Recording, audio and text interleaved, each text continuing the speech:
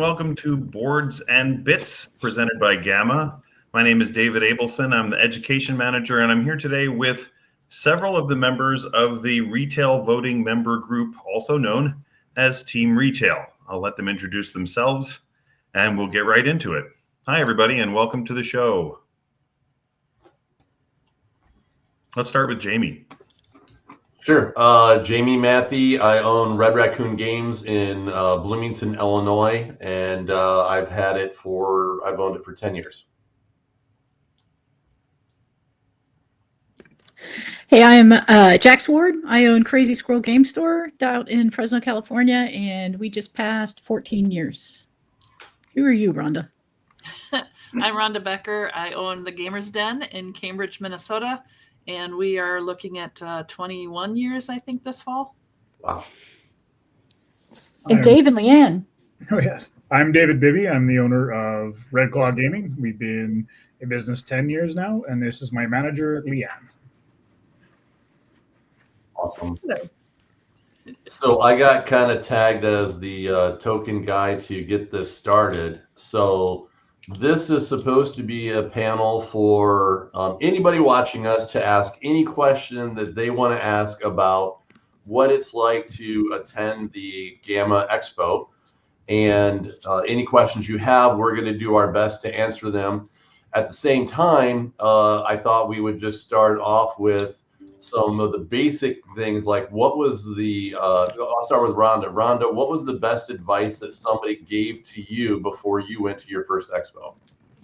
Well, actually, the best advice was to go, which was actually a vendor who we met at a distributor here in Minnesota as we were just getting set up. Beyond that, some of the things like bring extra socks and change them halfway through the day.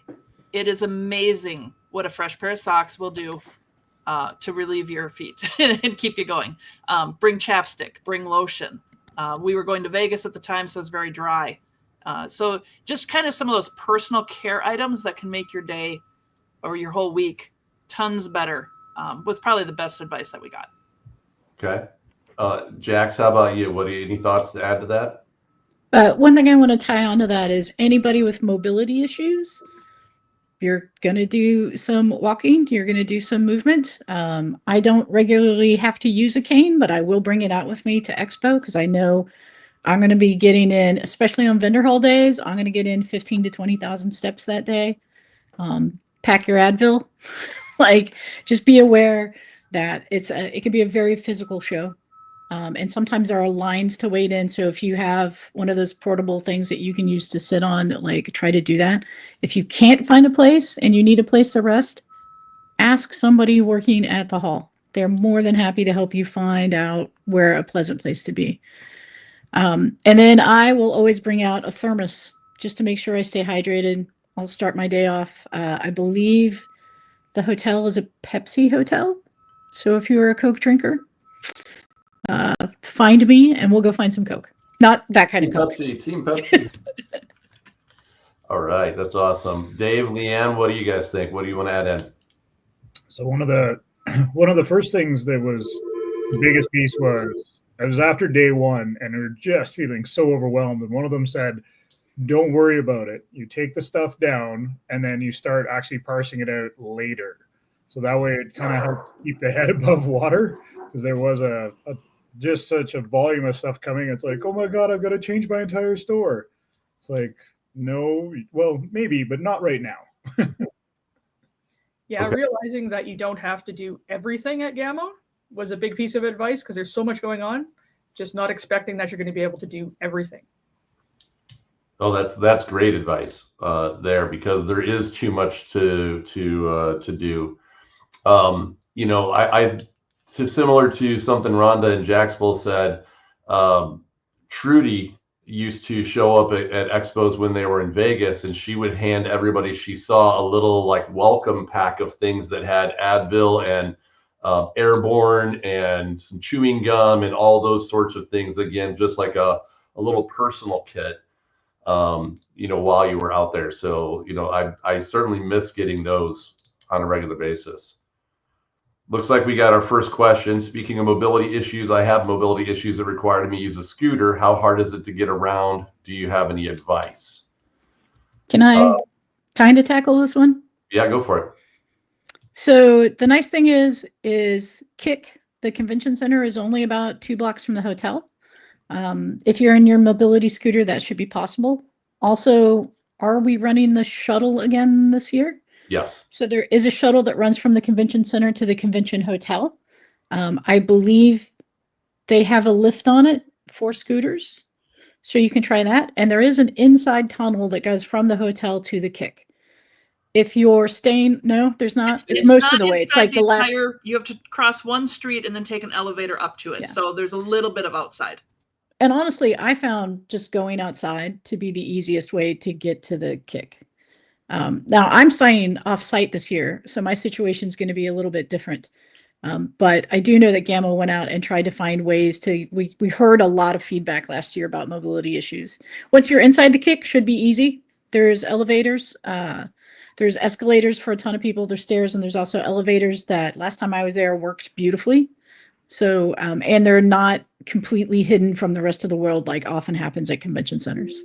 Yeah, it's actually a very nice convention center. I was surprised. I don't know what I was thinking, but I was surprised when we got there last year for the first year in Louisville. So, okay, great. Yeah, and I'm glad you brought it up, Rhonda, because that trail does not connect. It makes you go down at the last second, but there is an elevator, so you can take it's like an elevated trail all the way through. And then, but the last building, it doesn't cross the street into the Kick, so you have to go down to the first floor and cross that last street. Because I did get soaked last year doing that. Okay, next question: is it more beneficial to do the educational seminars or take the time to set up meetings or network organically? I think we're all going to have opinions on this one. So, Dave, Leanne, you want to start off this one? I found the educational seminars were absolutely what made GAMA for us. Like when I first started the store, I didn't have a lot of retail background, didn't really understand even some of the terminology, and just having those educational seminars to give me that foundation to then network, in later shows was key to the success of my business, to be quite frank. Okay. Rhonda? Oh, I'm sorry, Leanne. Go ahead. I was just going to say I agree, but go ahead. Okay. Rhonda?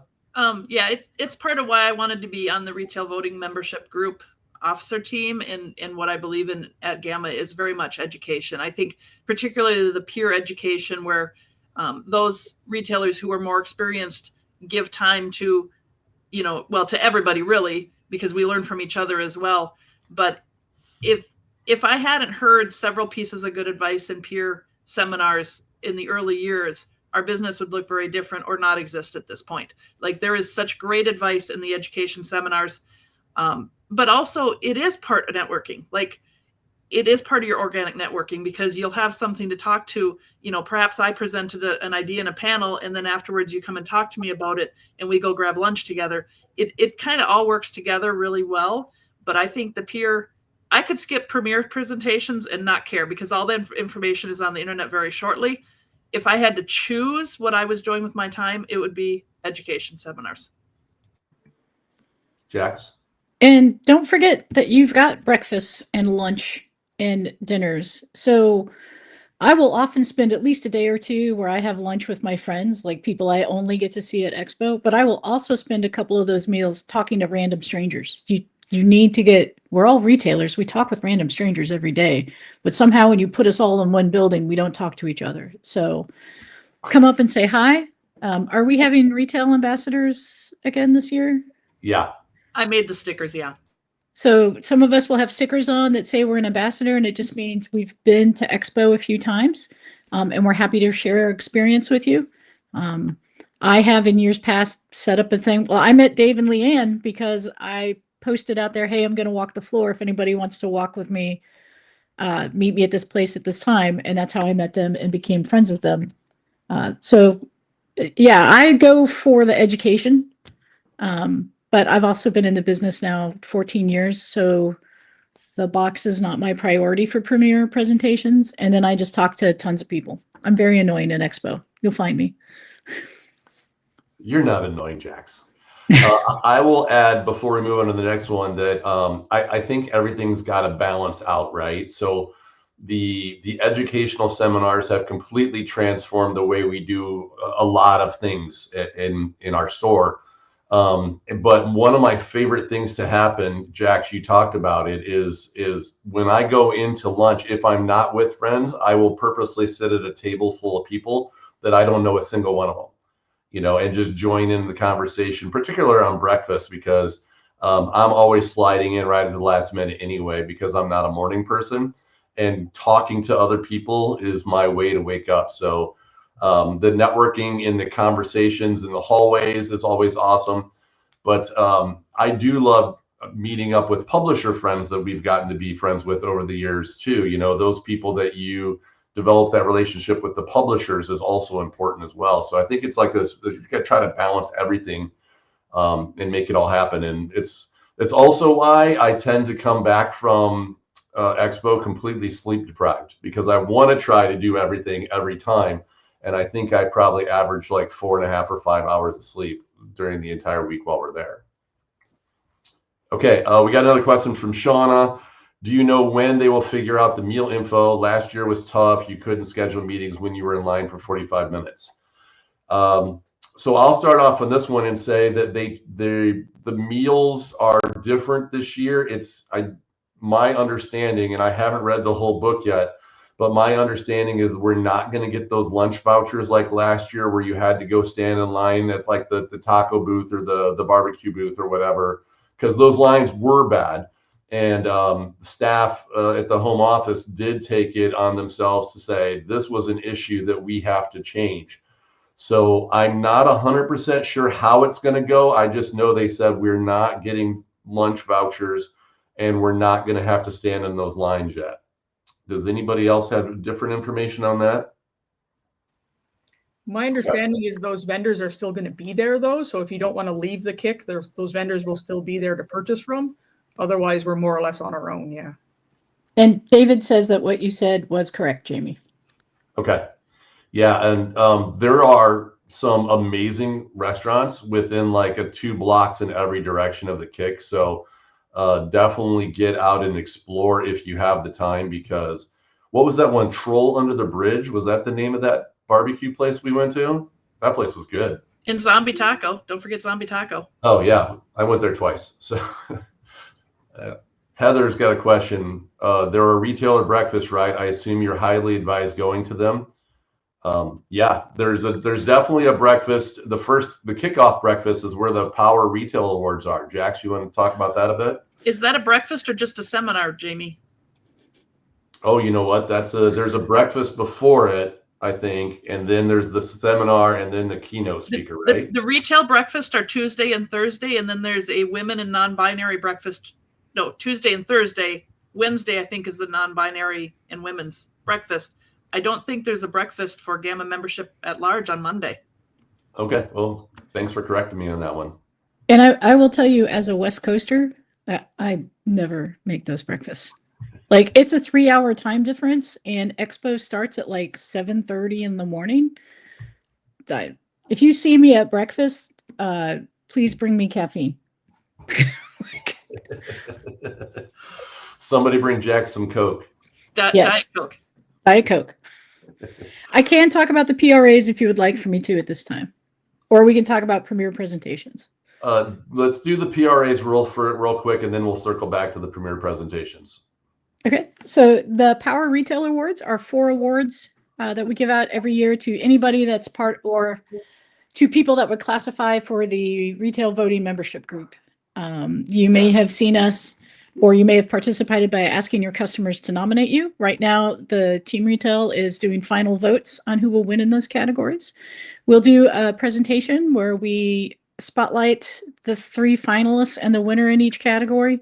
And it really is, if you want to be aspirational, coming to see those retail winners, they're doing something that's very, very correct. Like, Team Retail has decided their store looks great, or they found a good way to do something special. Last year, one of the winners had worked with his local symphony to do a live D&D classical music presentation.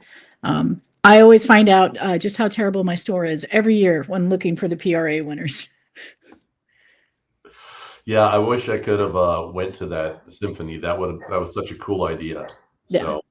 So that starts off Monday, and then the keynote speaker follows up right behind that. And then after that, we've got a whole bunch of presentations. We start off with education, I think, on Monday and Tuesday. So the question was premier presentations. Rhonda, you want to take a stab at that one? Sure. So we kind of have different categories of the types of education that you can get at Expo. And the three main ones are education, which is usually one of your peers discussing a topic. And then there's the speed presentations, which appear to be publishers, but smaller chunks of time, like they have a 20-minute window instead of 45 minutes. And it's maybe a smaller publisher talking about it or talking about a specific thing. And then there's the premier presentations. And premier presentations are usually, not always, our bigger publisher partners in the industry. And they're presenting the information that they feel is important for us to get. So sometimes it's stuff that will be on the internet within an hour or two. Sometimes it might be something really cool. There's some really neat things, like if you're considering carrying Games Workshop but don't know a lot about it, Games Workshop has a new to carrying Games Workshop presentation, which is a fabulous place to go and get information from. So the premier presentations are a partnership with GAMA, where they want to present specific information to retailers. The box is kind of a reward to retail partners for going to the expo and attending those presentations and giving up that time.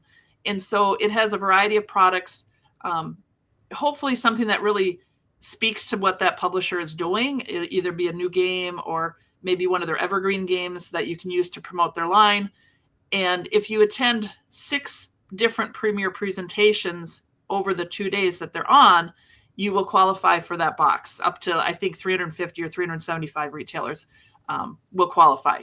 So the premier presentations, what the content is, will vary by the publisher. But the idea is that it is the publisher presenting to you. And so you're talking right with, owner of the company or, sales reps, that boots on the ground kind of thing. So when you're looking at the schedule, you can filter by those different types of tracks, so you can see, is this considered premier presentation or not? And if I calculated it correctly, there are 7 time slots that premier presentations are being offered. And to qualify for the box, you and or staff from your store, whoever's representing you officially, need to attend 6 of them. So even if you're there solo, you have a little bit of grace if you have something that you need to do during an hour and you don't get to a premier presentation. There is a little bit of a buffer there built in. So you need to, you'll want to watch and see if you get 6 of those, if the box is important to you. And it can be very important for offsetting costs or for being able to use those materials in your demo game, in your game libraries. Some people use them as promotional materials for donations or charitable organizations. Like, it's really up to you how you use it. But hopefully, like, the contents have really improved in recent years, and there's some really nice stuff in there. So you can go to that website. It's listed, and see what the contents of the box are. And then, if you want to learn more about those products, maybe you want to tailor your premier presentation attendance towards that. And that box is shipped after the show. So you don't have to worry about trying to get it home if you've flown or traveled in a small vehicle. No, and I'll just add to that the shipping delay sometimes can be long before the box actually arrives at your store. It has a lot to do when all the publishers get all of their product to GAMA, to staff, to actually pack the boxes and get them out to us. And I know last year there was some pretty significant delays in that I think that some people didn't get their boxes until like June, even though we met in March. So, and that is largely dependent on when the publishers deliver all their products that are supposed to be in the box so that they can be shipped out to all of us. Dave, Leanne, anything you guys want to add to premier presentations? Which ones you found important or what you try to take away from them at all? It's kind of a good way. Like, you obviously have certain lines in your store. Some lines are bigger than others. You can kind of hit them up directly and see what the inside track is, see some of the new stuff that's coming out, and ask them right from the distributors. Are all of them useful? if you're not carrying the stuff, then not really. If you're thinking of carrying it, it's a good thing to attend. So it's really a way to get a more in-depth knowledge of some of the lines you have in your store directly from the people that are actually pushing it out.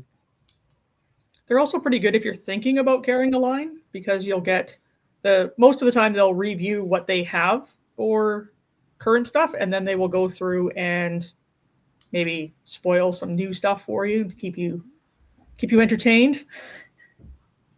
Okay, fair enough. Rhonda, do you have something you want to add there? Yeah, I was just gonna. I don't know exactly where to throw this in, but my advice, especially to new retailers attending Expo, is to define yourself 3 goals. And those goals can be, I want to receive training in a particular area. I want to find new products to develop my board game library. It could be, I want to learn about organized play for Pokemon. Like when you look at the schedule and you look at Expo is 5 days, it's very big. So if you break it down and say, pick 3 things and then go through the schedule in the site book and find ways that you can solve those or work on those goals. So yeah, the premier presentations, like if you're considering bringing in Games Workshop, then attending a premier presentation about bringing in Games Workshop is a pretty solid answer for what should I do during this time slot. And then going back to what Dave was saying earlier, don't try to evaluate how you did on those things at the show. Evaluate it on your way home or once you get home and see what, because learning that this is not for me, that's as valuable as learning how to do something. So if you go to a presentation and you go, wow, I just don't think this fits my store, you learned something really, really valuable and you probably saved yourself thousands of dollars. So, maybe you can do more than 3, but honestly, my advice and what I've told people for years, pick 3 things and really work on defining those 3 things during your week. Yeah, we got another question, but I'm going to add on to that. I like to focus on, when I'm looking at the premier presentations, I want to focus on the ones that usually have to do with OP and things that are coming up for my store. But also be aware that some of them are going to be just jam-packed. For instance, last year I went to the Bandai one because we knew they were releasing new stuff last year, and One Piece is still crazy hot, right? And that One Piece room you could not have put more humans in that room. So just be aware that some of them are going to be very packed. And if you really want to listen to that particular premiere presentation, you should just plan on going early, grabbing a seat as fast as you can and hanging on to it. And the last thing I was going to say is there's going to be a lot of them. A lot of presentations are going to be recorded this year. It's been something that folks have been asking for. Not every presentation, but some will and some won't. And those will be called out in the app so you can tell which ones are going to be recorded so that you can potentially listen to that one later if you have to choose between 2 things in a time slot. Now, can I add? Hold on, Jax, 1 second. Dave just typed and said premier presentations are not going to be recorded. So I retract that. Educational ones, some of them will be retailer to retailer, but not the premier ones. Go ahead, Jax. Well, and I think to Shauna's question, you can go to talks at the same time as long as you have the codes, because you can split your team up to do it. Related to presentations and things, like Jamie said, some of those rooms get very full. So if you're a person who likes to take notes like I am, just be aware, are you going to be are you taking physical notes in a notebook? Are you taking your laptop? You may not have room to spread out and do those things, but I always take a notebook so that during the week as I'm taking notes, I can go back and highlight things that I know later on I want to take to my team and say, these are the things I got. Because I do what Rhonda does, but I also do it on the back end, which I think Rhonda does, where I pick 3 things I've learned at GAMA and I take that back to my team and we prioritize which of those things we're going to take care of in that next year. I do the same thing. Leanne? If you have staff there, that of course they can go to any of the presentations, and between you and your staff, you only need to hit 6. So it's per store you have to hit 6, not per person. So if you do have a staff, it can be a great time to give yourself a bit of a break. Maybe employee A, you're going here to this one, I'm going to take a bit of a break and I'll hit the next one kind of deal. Will help you if you have staff there to ingest the information a little better. Yeah, I've right after we're done with this seminar, I'm having a meeting with 2 of my staff members that I'm taking to GAMA this year to go over who's going to go to which things. We're going to have a written plan before we get there. Rhonda? Yeah, I was just going to say that holds true for all of the different types of education too, because I don't know how many are doubled up this year. Sometimes we try to have the same seminar twice because it's important beginner information. And our rule is my husband and I usually attending GAMA together. And our rule was even if we both wanted to get the same content, we would attend different sessions because the organic conversation that can happen during a session, just like separating out and networking that way instead of traveling in a pack, it really seems to be beneficial. So while it's nice to be there with people from your store, I think you actually get more out of it if you split up and attend different things. Yeah, the exception for us is I think that a couple of us are going to go to, on Sunday, there's a couple of long form educational tracks, specifically the one around Shopify that Andrew Zorowitz is doing. I think that we're going to have 2 of us that goes through that just because Shopify is such a big beast of a program that, you know, maybe we don't catch one person doesn't catch everything or different notes and you can powwow back together. Yeah, that's a good point. The deep dives are new to GAMA, or new to Expo. So I think deep dive is definitely its own category for sure. Yeah. Yeah. All right. We got a question from Heather. There doesn't seem to be much on Sunday. Is that a good day to do networking? Well, Heather, thanks for asking. So there's deep dives on Sunday, and those should definitely be something that you look at. And then Sunday night, there is a retailer welcome at 7 p.m. And then, we'll go over stuff that's specific to retailers. You'll meet all the members of Team Retail that are in attendance. And then I think it's 8 o'clock, right after that, then there's a big general welcome reception for everybody that's attending the show, right? Creators and publishers and distributors and media as well. So that'll all be happening on Sunday. So when you get there, definitely first thing I would recommend is check in and get your badges and get all that stuff sorted out as soon as you can. And then after that, start looking at those Sunday things and figure out what you're going to have time for. Do you know if they fixed the Wi-Fi issues in the Kick basement? So we have been told that they did. I guess we're all going to find out in a couple weeks if that's true, right? It was the Wi-Fi in the basement was an issue. Cell phones didn't work very well down there.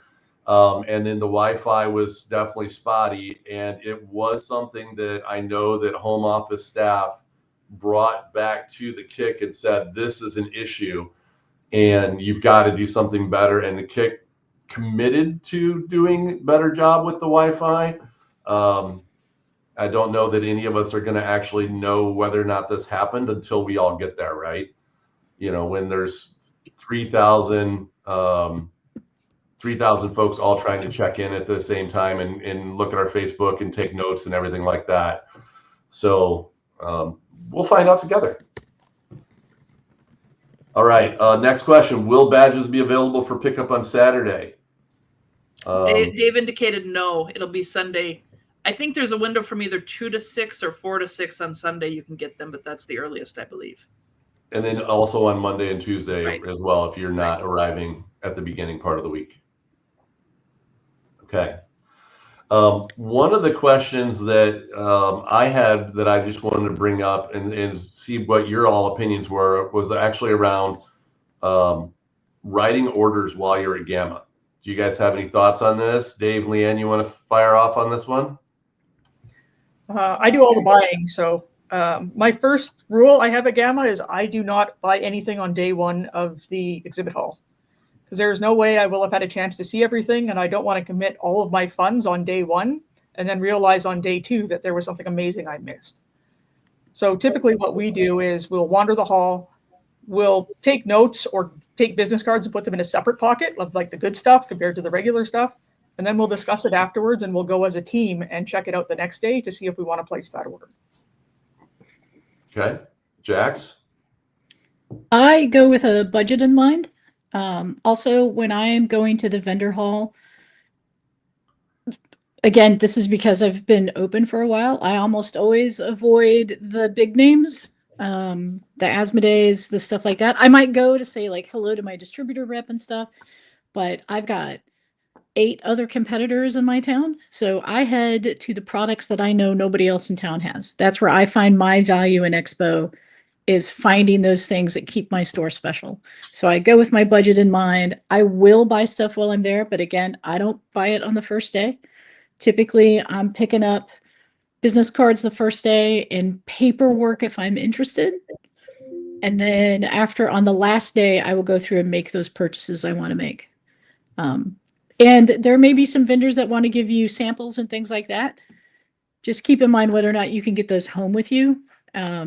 This is a professional organization, so we want to make sure that we're also presenting ourselves to publishers at that level of professionalism. Okay. Yeah, there's no way to cover the whole exhibit hall. Yeah. So you're looking at James's question. I did the math. If a retailer did not take any breaks and visited every booth, you have 2.4 seconds. I think it is. Maybe it's 2.4 minutes. Might be 2 minutes. Yeah, sorry, 2.4 minutes. It's crazy. So you're gonna have to make some judgment calls. Hopefully the vendors will have paperwork out, like a simple buy sell sheet, that easy flyer to pick up so that you remember them.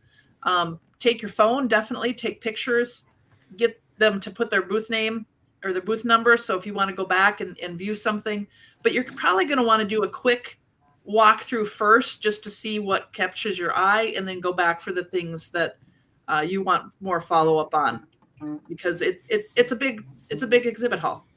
And get in a group, start a chat thread with retailers to share, like, oh my gosh, you got to go see this thing at booth K24.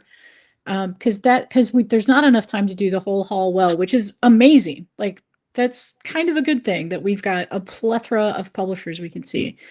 But share the hot finds with other people as well. That way you're networking with them, you're getting information from them. Like, as long as you're not in my competitive area, I will be happy to tell you what I like. Yeah. And I know that the first year that I went to GAMA, I actually walked around with Rhonda and Jill that first year. They were the ones who convinced me to go. So I hung out with them a lot to try to learn what I didn't know. We just had a question up on the screen that says, do you have a plan when you go into the exhibit hall? Dave, I'm going to come to you in just one second. I would just say that my plan is much like Jax's, which is I go straight to the back of the hall and I walk around the back edge of the hall and then work my way back forward as well. Because, Rhonda said it earlier, right? I already know what Asmodee is going to have as their new releases, because they have an actual very well-functioning marketing staff. So they do a good job of getting information to me. I know what a lot of the big publishers are already going to bring to the table, and I'll say hi to them, but it's the small publishers, like Jack said, that nobody else in my area carries, that I tend to focus on. Dave, go ahead. Yeah, so with the plan, I do it because I'm not the primary buyer. I'm looking at what my store needs. So what areas have been kind of underperforming? What areas do I want? Do I want another paint line? What part do I want to expand in my store, or what area I think I can put some more heat into it? And when I'm walking the floor, I actually do it the same way Jamie does, where you do the outsides and then you sort of work the middles, because I can only stand people for so long. But I'm looking for those targeted pieces, and then when myself and Leanne get back together at that evening, and then with my other staff that's running around checking out the cool shiny stuff, we sit down and compare notes, and then a lot of times that starts answering the questions, and then you're coming up with a plan of attack for the next day. So you're kind of having to evolve that plan every time. If you walk into that show without even knowing how you want to, walk around in it, you are going to be overwhelmed. So plan ahead. It'll take the stress level down a fair bit. I think it's important to note too that it's okay to walk away from a booth. Yes. If you're getting the heavy pitch and it's just not for you, it's okay to say, I'm sorry, I don't want to waste your time. It's not for me, and move on to the next one. you're not obligated to visit every booth and see every pitch. You can pick and choose for yourself, and it's a professional show. They understand. Yeah. And sometimes, so Dee's in the background. Dee Connell was actually supposed to be on this panel, and she's sick today. So she's just in the background monitoring questions. But one of the things she said I do all the time too is I'll just take a picture of it, right? And then I'll go look up more information. I'll look up a review about it.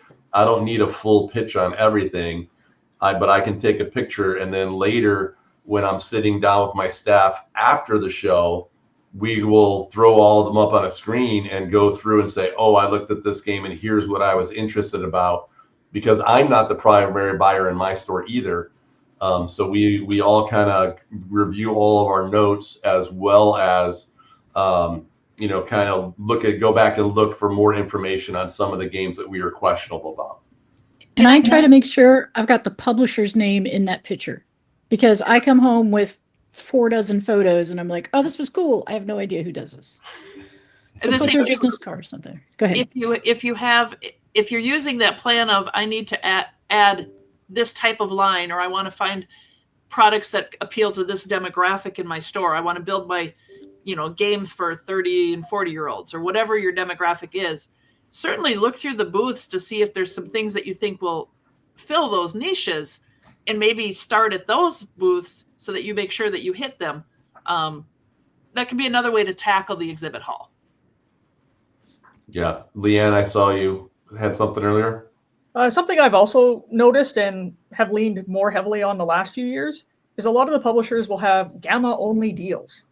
And they all say that they're only good for the show, which is a bit of a fib, because I guarantee you, if you phone them up a week later and say, hey, you had this at GAMA, I really want to get into it, but I need to get that GAMA pricing, you'll get it. Very few of them are going to turn you down at that point. So don't feel that you need to shell out cash right then and there. Yeah, that's a good point. There's the GAMA newsletter that either went out yesterday or today has a link in it that says, here are all the show specials that have already been announced. So you can read all those show specials. Oh, look, there's a convenient URL on the bottom of our screen right now. But you can read and look at those show specials ahead of time. So if you were on the border and somebody maybe is doing something like, a free display rack or whatever it is, so you know how to display it now, then now maybe the show is the way to pull the trigger on it. And use the game nights as an auxiliary to the vendor hall. Yeah. So if I'm not going to have it, like, maybe I don't go to the Asmodee booth when I go into there, but at game night, I'm going to go take a look at the hot new game that's coming out. The game nights are, they're harder for people like me. They're very loud. So if you have an auditory processing issue, just be aware that room can be very loud. I've seen people go through with headphones on, so I think that's perfectly fine. But use that game night to maybe look at a bunch of different games instead of sitting down and playing 1-2 hour game. I want to play a round of this. I want to play the first 3 rounds of this to see what the mechanics are. And then that'll help you make those decisions in the vendor hall, I think. That's a very good point. They did move the game night this year. Last year it was in that room in the Galt house, and it was so loud that I got to the door and I just turned around and walked away and never went into there. This year, the game night, I'm pretty sure it's back inside the kick. So that should mean that it's a lot more space, a lot taller ceilings as well to help disperse some of the sound, and a lot more room for us all to be able to spread out so we're not standing on top of each other. But even in the biggest places, like when we were still in Reno, it did get pretty loud in there. Yeah. Yeah. Dave just confirmed it's going to be in ballrooms A and C. So that means we should have plenty of space. That's where all the biggest presentations are, and the food usually. Okay. I think that we had some notes, right, that we started off with of things that we wanted to make sure that we talked about. And I think we've answered every question so far. What thoughts do any of the 3 of you have? Like, one thing I would say is a piece of advice is bring external battery packs for your phone or your camera or whatever you're doing, right? there may or may not be enough places to plug in. And usually if somebody finds an outlet, there's already 4 other people standing there. So, you know, I just bought a big giant new external battery pack that's sitting on my desk right here. You know, that should be able to charge my phone twice, so I don't have to worry about it this time. You got one too? I think this is like 20,000. Like, it's a beefy boy. I was trying to unplug mine. I think you bought the same one I have. One of the things that people had asked about in the member group was apparel. What is appropriate apparel for Expo? Yeah. And, you know, in general, it's business casual, but that can mean a lot of things. I've seen a lot of logoed wear. So if you have logo gear for your store or your business, that certainly seems appropriate in our industry. Be sure to wear comfortable shoes. Consider extra socks. Like I said, changing them out halfway through the day can make a big difference. You're going to be on your feet. The exhibit hall, most of the rooms, they're really concrete floors with carpet over them. So protect your feet, protect your legs. Consider layers. The temps can really vary. AC can be blasting in one area and not existent in another area. At least that's what it feels like. And then you might want to bring a dressier outfit or two. If you do happen to end up with a dinner invitation or something, you might feel that you want to dress up for that. So that's that was some of the notes that I had about wear. Yeah. I wear usually khakis or jeans with my squirrel shirts. This is Anchor. Yeah. It's a beefy boy. I can't tell because it's black on black and I'm old, so I can't read that text anymore, but I think it's like 20,000. It'll recharge my phone a couple times. I can run my laptop off of it for a little while. I think it was like $65. Yeah. Something like that. It was 20,000, which, you know, just my phone, it should charge my phone twice completely. I don't know about the laptop. I wasn't planning on that. Yeah. I will usually also, like, you'll see me with my backpack almost every day on presentation days. It's because I've got my laptop on there. But when I'm in the vendor hall, it's so I like physical paper. I know a lot of people don't, but I will pick those up and then put them in my bag so I don't have to carry them in my hand the whole day. There is not a coat check room that I remember in the vendor hall. They did in previous years put out tables and access to water and take breaks. Yeah. Don't get sick at Expo. Oh, there was water last year in the vendor hall, but there wasn't coffee. And I think there's a water refill station just outside the vendor hall near the restrooms as well. And there was a soda machine there, but I think it was empty by the time I found it. There are also actually plenty of restrooms and easy to find. They had this neat, just outside the vendor hall, and hopefully it's still there, they had this neat little water flavoring station where you could get free flavored water, which was kind of cool. That's cool. If you're driving in, you know, one of the benefits of it being a little bit more towards the East Coast is more of us can drive to Expo is bring your soda or bottled water with you, because there were places to buy downtown, like Walgreens and CVS's, but they were kind of expensive. So I just bring a 12-pack with me to get through. Or you have those little squirtable Mios where you flavor your water with those. I usually just have one of those in my bag too. I'll throw some protein bars in my bag as well, in case I miss out on lunch or I get busy talking with somebody and miss something. That way I have something. If you're diabetic, please make sure you've got whatever you need, because sometimes finding food is rough. I don't remember if there was a grocery store near the convention hall. I think there was a CVS and a Walgreens, I remember, but I don't remember a full-size grocery store. But I also wasn't specifically looking for one either, so I'm not sure. Lyft and Uber are pretty common there too. I do know that there were city bike racks nearby for e-bikes if you needed to rent one. And I seem to remember there being e-scooters all over the place last year. Yeah. I also always make sure I bring travel bacon too, so I'm usually good for snacks that way. You'll see me, I'm renting a bike for the week so I can get around town. So yeah.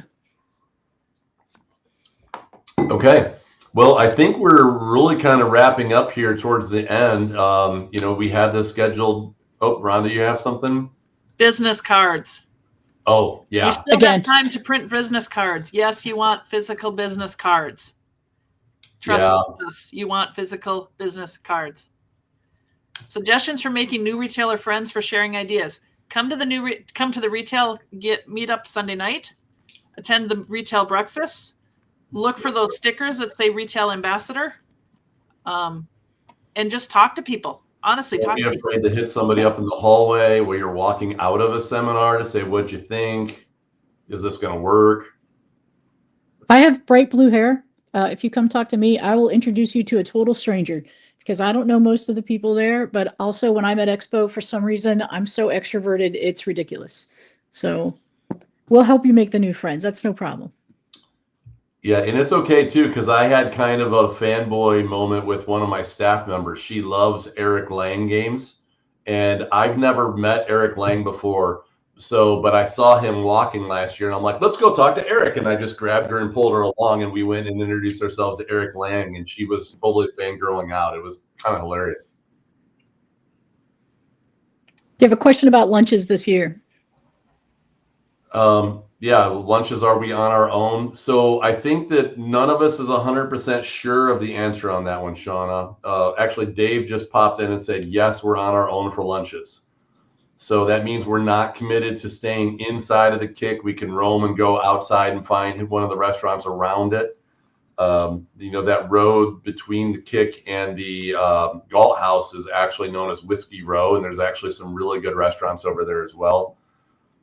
But the stations and the booths inside of the Kick will be open from 11 to 3. And hopefully the city is ready for us this year. Last year they hadn't had an expo, and so I think some of the restaurants weren't ready for the number of people that showed up. Yeah. Question, how soon after the show do you start to reach out to all the contacts and business cards you collected? Dave, Leanne, you want to fire off on this one? Yeah, we do it actually. It's been covered a couple times when we were talking. It's like once we get back, that's when you start going through all of them. Like generally the Friday, as we're trying to fit everything in our luggage to go back on a plane, we're starting to look at those business cards and go through, and it's like, what was this one? Well, at least you can still remember a bit. And then once you've done that call, we do another one back once we get home to the shop and we have the rest of the staff, because a lot of them are the subject matter experts in those different little areas of your store. So then you can sort of like throughout the presentation, you all sort of figure out what you want to do, and then you pretty much start right after that.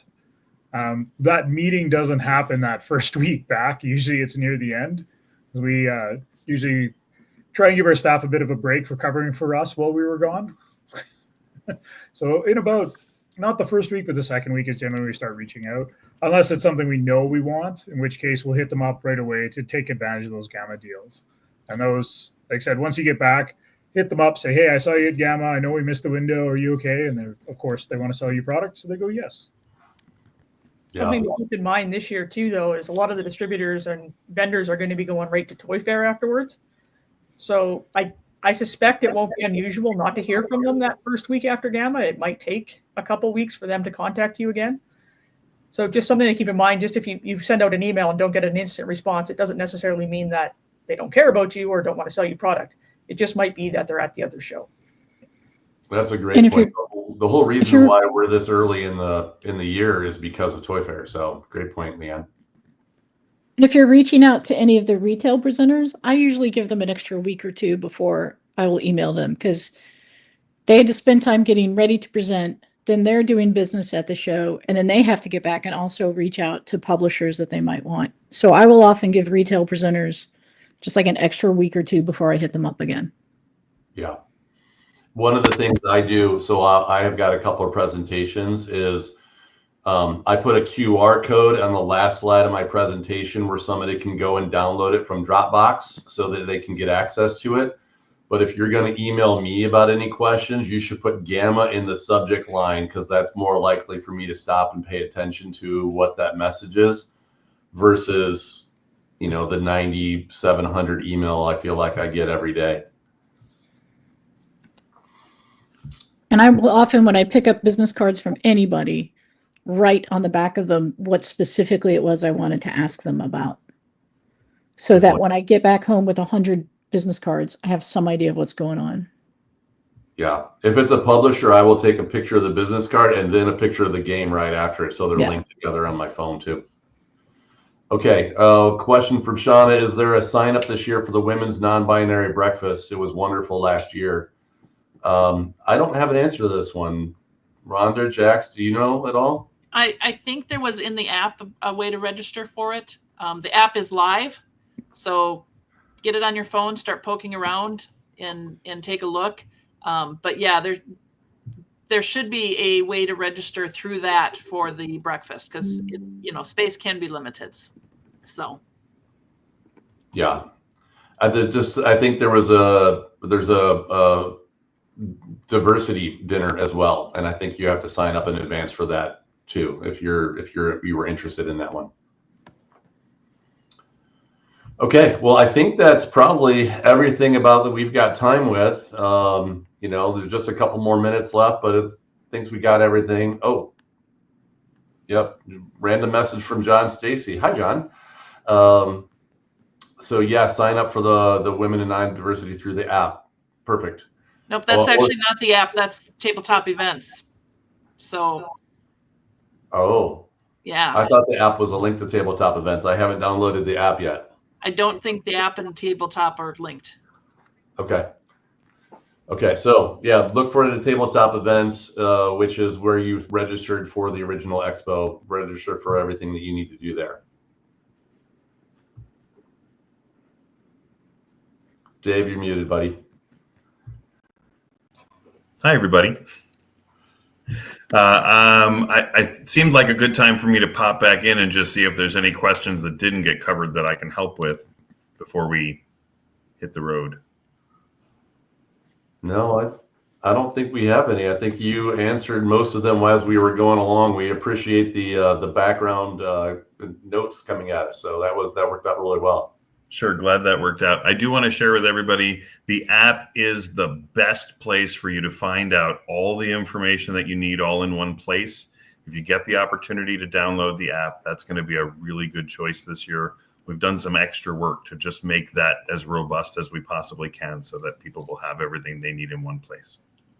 If there is an issue with the app this year, will there be a central place? Where will the central place for information be so people can ask questions? At Expo? That is a great question. I would say the two best places to look for information are going to be at registration and at Education HQ, which is that area right out downstairs, right outside where all the seminars are being held, where I will be camped out for the majority of the first 3 days of the show.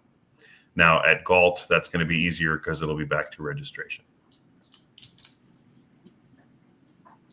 Well, really, I just want to thank all of you for your time, and Dee for hanging with us for the whole time, even though you didn't make it onto the screen here. I hope you feel better.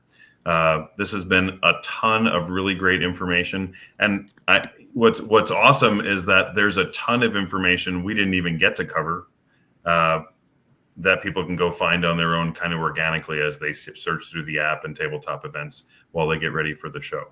So thank you so much, all of you, for all your time. And that's it for today. Thanks, Dave. And I'd like to say I'm on social media. If somebody has a question, feel free to reach out. I'm pretty accessible. If you think it's something silly, you can PM me. Yeah, or post it in the members Facebook group. A lot of us are in there too. Yeah.